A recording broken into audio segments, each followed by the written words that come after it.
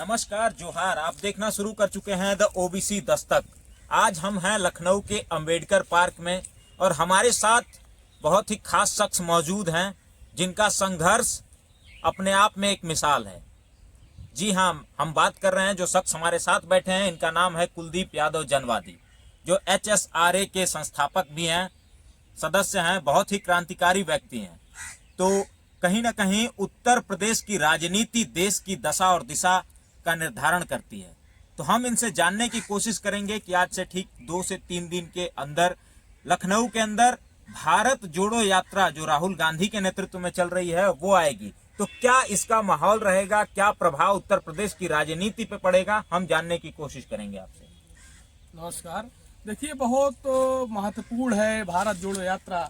आप देखेंगे कि सन 2014 के पहले से यानी 13 से मैं कहूं कि जिस तरीके से भाजपा, RSS और उसके आनुषंगिक संगठनों ने देश में नफरत भरा माहौल पैदा किया, उस माहौल को लेकर के आपने देखा होगा 2014 से लगातार 24 तक का आप सफर देखें 10 सालों का, आप देखेंगे कि हमारे समाज में जो लोग भाईचारे से मिलकर के रहते थे, एक धर्म के लोग दूसरे धर्म का कितना सम्मान करते थे। मुस्लिम लोग हमारे होली में शरीक होते थे, हमारे दिवाली में शरीक होते थे, हम उनकी ईद में, उनकी बकरीद, उनके सवेरात में शरीक हुआ करते थे, हम सिख की लोहड़ी में शरीक हुआ करते थे, वो हमारी दिवाली में शरीक हुआ करते थे। तो कहने का आशय यह है कि भारत में पूरा जो है सांप्रदायिक सौहार्द बना हुआ था, भाईचारा कायम था। लेकिन 14 के बाद आप लोगों ने देखा होगा एक जाति को दूसरे जाति से लड़ाया गया, एक धर्म को दूसरे धर्म के खिलाफ खड़ा कर दिया गया, कामगार को, मजदूर को, जवान को किसान के सामने खड़ा कर दिया गया, जवान को किसान सामने खड़ा कर दिया गया। मतलब जात धर्म से लड़ाई निकल करके यह जो है क्या बोलते हैं कर्मचारी तबके तक आ गई कि नौकरशाह के सापेक्ष उसका कर्मचारी खड़ा है। आप देख रहे होंगे तमाम सारे विभागों की बात आप देखें, जैसा कि मैंने उदाहरण दिया, आज किसान आंदोलन चल रहा है। किसान आंदोलन में आप देखेंगे किस तरीके से किसान का बेटा जो है वर्दी पहन के खड़ा हुआ है सुरक्षा में, उसको लगा दिया गया है कि अपने बुजुर्गों पर, अपने किसान पर, अन्नदाता पर, देश के वो अपने बाप पर जो है आंसू के गोले छोड़ने पर मजबूर है, रबर बुलेट की फायरिंग करवाई जा रही है। ये सरकार ने ऐसा जो नफरत भरा माहौल पूरे देश में तैयार किया है, जो जहर घोलने का काम किया है कि आबो हवा में, उसको खत्म करने के लिए राहुल गांधी जी के नेतृत्व में जो भारत जोड़ो यात्रा जो है चलाई गई है, ये पूरी तरीके से एक कारगर साबित होगी। और आप इसका परिणाम आप देखेंगे कि जैसा कि राहुल गांधी जी ने कहा, पुरानी उनकी यात्रा देखेंगे आप जो कश्मीर से लेकर कन्याकुमारी तक चलाई गई, उसमें उन्होंने कहा कि मैंने मोहब्बत की दुकान खोली है। आपने देखा होगा उस यात्रा के बाद पूरे देश का माहौल बदला और वो जो आम बात निकल के आई कि भारत की जो आम आवाम है वो आपस में बड़े भाईचारे से रहना चाहती है, आपस में बड़े जो है सौहार्दपूर्ण तरीके से रहना चाहती है। तो ये कौन लोग हैं जो नफरत घोलने का काम कर रहे हैं? पहली बात, जो कौन लोग हैं नफरत घोल रहे हैं, दूसरे वो लोग हैं जो नफरत को कम कर रहे हैं। तो राहुल गांधी जी की जो यात्रा है, जो आपसी तमाम दलों में, क्षेत्रीय दलों में, राष्ट्रीय दलों में लोग बटे हुए थे, दलों के माध्यम से, विचारधाराओं के माध्यम से, दूसरी बात जो संगठनों के माध्यम से लोग बटे हुए थे, उनको सबको जोड़ करके राहुल गांधी जी की जो यात्रा है पूरे भारत में एक नजीर पेश करने का काम कर रही है। और मैं यहाँ तक कहना चाहता हूँ, गांधी जी की दांडी यात्रा से कम कारगर साबित नहीं होगी ये भारत जोड़ो यात्रा। 69,000 शिक्षक भर्ती में जो आरक्षण घोटाला हुआ था, जिन छात्रों का चयन हुआ था लेकिन नियुक्ति पत्र उन्हें नहीं दिया गया, वे धरने पे लगातार लगभग 650 दिनों से बैठे हुए हैं। क्या राहुल गांधी लखनऊ में आएंगे तो उनसे मिलने जाएंगे?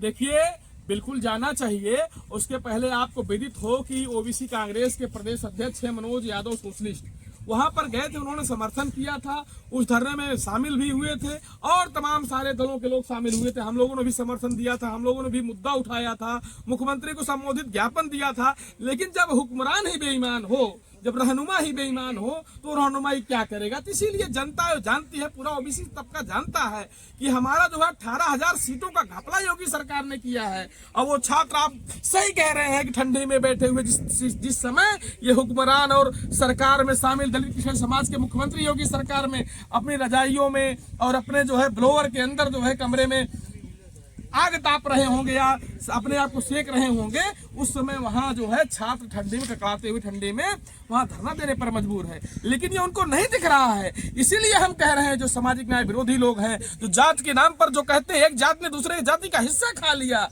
लेकिन आप देखेंगे कि शिक्षक भर्ती में 69,000 शिक्षक भर्ती में 69,000 भर्ती में 18,000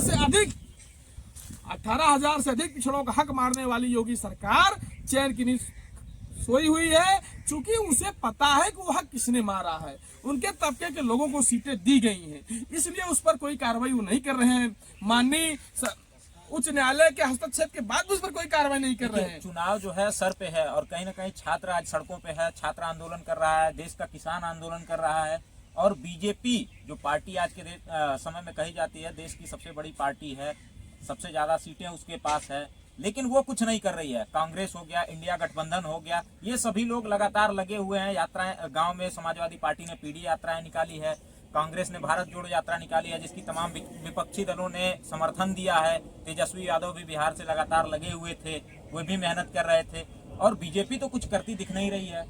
इस पे क्या आपके विचार रहेंगे? देखिए, बीजेपी को जो करना चाहिए वो समाज में नफरत घोलने का काम कर रही है, वो जातियों को जातियों से लड़ा रही है। लेकिन दावा तो वो करती है कि लगभग 350 पार उसकी सीटें निकलेंगी। देखिए, दावा उनका करना है, वो तो जानते हैं कि आप ईवीएम का दुरुपयोग करके वो सरकार बना ले रहे हैं, तो ईवीएम पर उनको इतना भरोसा है कि वो कहेंगे पूरी की पूरी सीटें 400 सीटें हम जीत जाएंगे।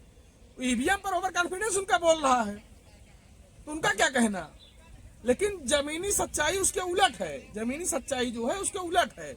जमीनी सच्चाई यह है कि आज निष्पक्ष चुनाव हो जाए, आज बैलेट पेपर चुनाव हो जाए, तो आज भाजपा को जो है सत्ता से बेदखल होने से कोई रोक नहीं सकता है। जी चलिए, मतलब कि कहीं ना कहीं अगर भारत जोड़ो यात्रा पूरे देश में चल रही है तो उसका प्रभाव रहेगा कहीं ना कहीं। किसान यदि आज सड़कों पे है, आंदोलित है, छात्र अगर आज के समय में आंदोलित है, तब कहीं ना कहीं वो आज की जो विपक्ष है, विपक्ष को ही सपोर्ट करेगा, मजबूत करने का काम करेगा, क्योंकि कहीं ना कहीं उसे राहुल गांधी में एक उम्मीद दिख रही है।